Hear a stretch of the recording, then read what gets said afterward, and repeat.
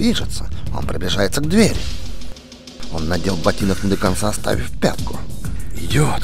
Твоя бойцовская сила падает практически на 90%, надевая обувь таким образом.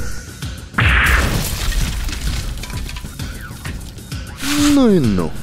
Перерыв в переходящем нападении. Все же бой как-никак.